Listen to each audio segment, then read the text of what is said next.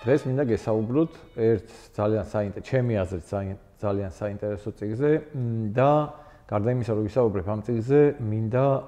განსაკუთრებული ყურადღება მივაქციო მოზარდი ასე 10-14 წლის ბავშვების მშობლებისა, რომ ვურჩიო, რომ აუცილებლად წააკითხონ ეს წიგნი ბავშვებს, აი ზუსტად იმ ასაკში, რა ასაკშიც მე ამ წუთას გითხარით, რადგან ჩემი აზრით ზუსტად იმ ეფექტს გამოიწვევს ბავშვებში, რაც თავის დროზე ჩემში გამოიწვევდა, ჩემ ბევრ მეგობარში, რომ და ეს არის სწრაფვა მიუწვდომელი, განხორციელებელი ამბების გამოსაყვანად, ასე ვთქვათ, შედეგის მისაღებად და ეს წიგნი არის საიდუმლო კუნძული, ავტორი ჟიულ ვერნი. ორი წუთით ვისაუბრებ ჟიულ ვერნზე, თვითონ ფენომენალური ადამიანი, ჩემი აზრით, ადამიანი, რომელსაც ჰქონდა ჯანმრთელობის პრობლემა და შედეგად ვერ გადაადგილდებოდა ისე როგორც ჩვეულებრივი ჯანმრთელი ადამიანი, ძირითადად საფრანგეთის ტერიტორიაზე იმყოფებოდა, მაგრამ მის რომანებში აღწერილია ჩვენი პლანეტის ისეთი ადგილები, რომელიც დღემდე გამოუკვლევია. აღწერს იმდროინდელი ცოდნით ბუნებრივია სრულყოფილად ამ ადგილებს და ავლენს ძალიან დიდ განათლებას არა მხოლოდ თქვათ გეოგრაფიაში, თვითონ ფრანგულ ენაში, რომელიც ენაზეც წერდა, ასტრონომია, ინჟინერია და უამრავი სფერო, რომელიც მაშინ ჯერ კიდევ იმ მე-19 საუკუნეში ფეხს იდგავდა ევროპაში. მის რომანებს ერთი ძალიან მნიშვნელოვანი ფაქტორი გავყვება, გარდა იმისა, რომ ეს ყველაფერი, ბევრი რამ მის რომანებში არის ნაწინასწარმეტყველები და რომელიც აბსოლუტური უმრავლესობა თითქმის ახდა დღევანდელ დღეს, რაც მან წინასწარმეტყველება სრულიად ტექნოლოგიური თვალსაზრისით, გაზრდებს ერთი ძალიან მნიშვნელოვანი ფაქტორი, ჟიულ ვერნის რომანის გმირები არიან უკიდურესად მოწადინებული, უკიდურესი ნებისყოფის, ძლიერი ნებისყოფის, მტკიცე და ძლიერი ადამიანები, რომლებიც არ უშინდებიან არანაირ პრობლემას, რომელიც მათ ხდება და თავიანთი ცოდნით, მონდომებით, აი ამით ყველაფერ ამ პრობლემებს გადალახავენ ხოლმე. რაც შეეხება საიდუმლო კუნძულს, ეს არის ტრილოგიის მესამე ნაწილი. აღსანიშნავია, რომ სანამ არ წაიკითხავთ მესამე ნაწილს, თვითონ საიდუმლო კუნძულს, ვერ მიხვდებით, რომ ეს არის ტრილოგიის მესამე ნაწილი, თვითონ კაპიტან გრანტიშვილების და 80,000 კილომეტრი წყალქვეშ, ანუ ტრილოგიის პირველი ორი ნაწილითაც არანაირი აზრი არ უჩნდება მკითხველს, რომ ეს რაღაცნაირად ტრილოგიით მთავრდება. აი, მხოლოდ ტრილოგიის საიდუმლო კუნძულის დასრულების შემდეგ მიხვდებით, რომ ეს არის მესამე ნაწილი და მე პირადად ასე მომივიდა, ჯერ წავიკითხე საიდუმლო კუნძული და აღმოაჩინე, რომ იქ გამომიტოვებია წინა ორი რომანი და რა თქმა უნდა, იმ წუთას აი ეს წიგნი იმიტომ არის და იმიტომ ურჩევ მშობლებს, რომ აუცილებლად შესთავაზონ თავიანთ შვილებს წასაკითხად, რომ აი ამ წიგნის შემდეგ გარდატყდა, ასე ვთქვათ, ჩემში აი ეს სიზარმაცე წიგნების კითხვის მიმართ, როგორც ყველა მოზარდში და დავიწყე ძალიან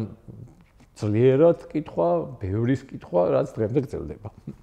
და იმ წუთას გადავედი ამაზე, წავიკითხე ბუნებრივია ჯერ კაპიტან გრანტიშვილები, რომელიც ასევე ძალიან მაგარი ნაწარმოებია, შემდეგ 80,000 კილომეტრი წყალქვეშ, რომელიც ასევე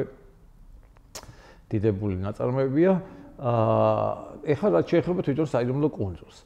ერთი შეხედვით ეს არის სათავგადასავლო რომანი. სათავგადასავლო რომანი ადამიანებისა, რომლებიც მოხვდებიან უკაცრიელ კუნძულზე და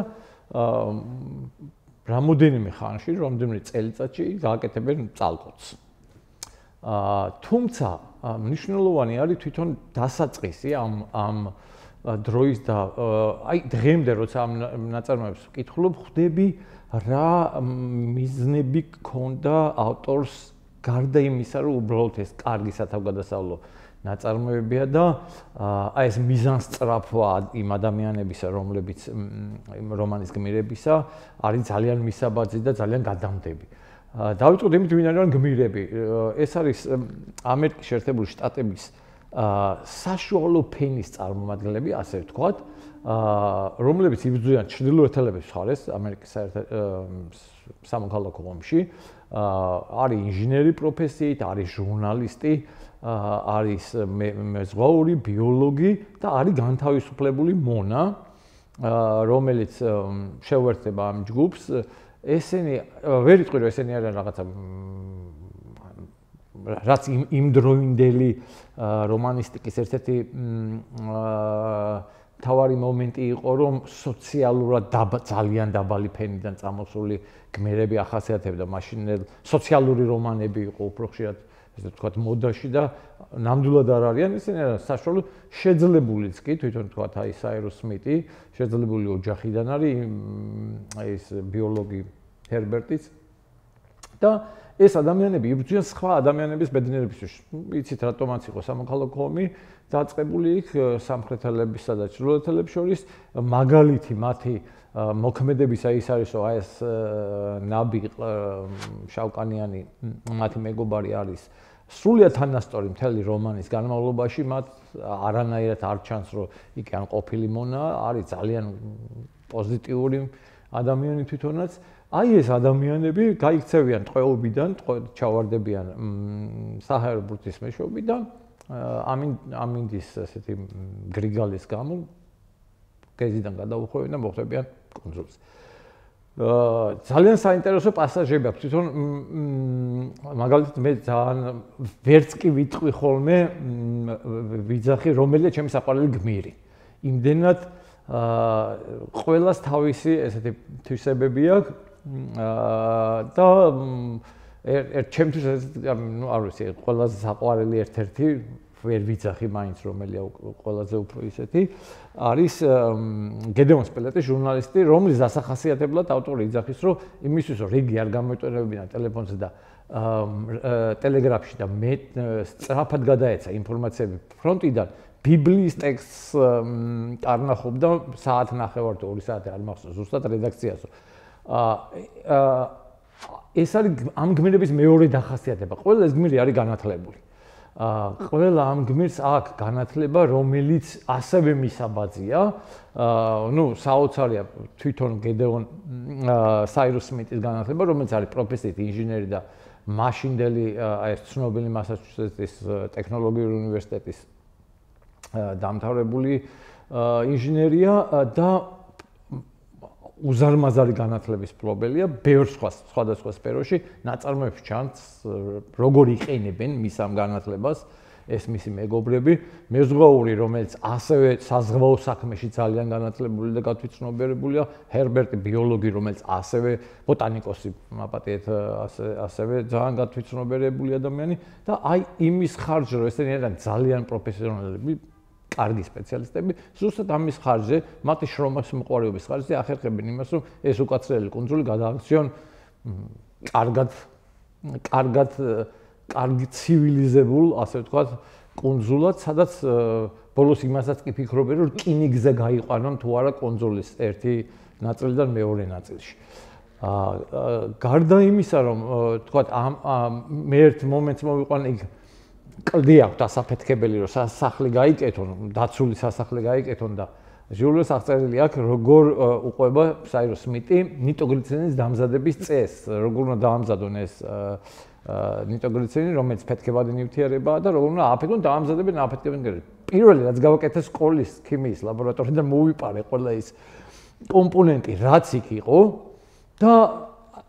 ალბათ ერთი 3 წელი ვცდილობდი რომ დამემზადებინა, თუმცა არ გამოვიდა. სულ რამდენიმე წლის წინ გავიგე რომ ჟიულ ვერნს რამდენიმე კომპონენტი შეუცვლია იმის გამო რომ სხვას არ დაემზადებინა ზუსტად. ეს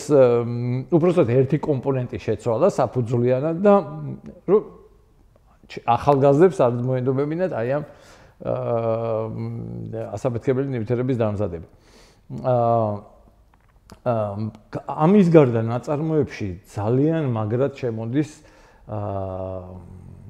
არ ვიცი წინასწარ უნდა ვთქვა თუ არა ეს, მაგრამ მოდი თქვენ შვილებს ნუ ეტყვით ამ ამბავს, იმიტომ ჩნდება კაპიტანი ნემო, ეს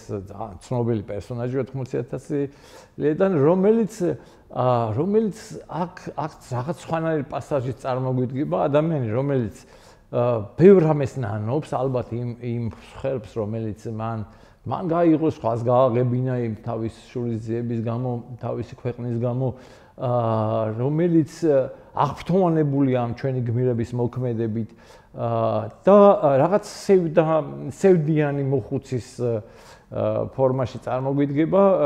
იქ ბევრი სხვა მომენტებიცაა მასთან დაკავშირებული, ამას არ ვისაუბრებ და რა თქმა უნდა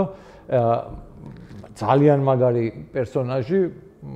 კაპიტან გრანტის შვილებიდან ეს არის ბენ ჯოისი, იგივე აირტონი, რომელიც ასევე სახელმწიფო გვევლინება, ანუ იმ სასტიკი ყაჩაღიდან, კარტორღელიდან სრულიად სხვა ადამიანი ხდება ამ ჩვენი ჯგუფის მეგობარი და აქაც ამ ორივე ამ განდეგილი ადამიანების ცხოვრებაში, როგორც აირტონის, ისე კაპიტანი ნემოსი ჩანს ავტორის დამოკიდებულება მათი მონანიების მიმართ, მათი გაადამიანურების მიმართ, რაც ასევე ძალიან კარგი პასაჟია ამ საიდუმლო კუნძულში და რომელიც ასევე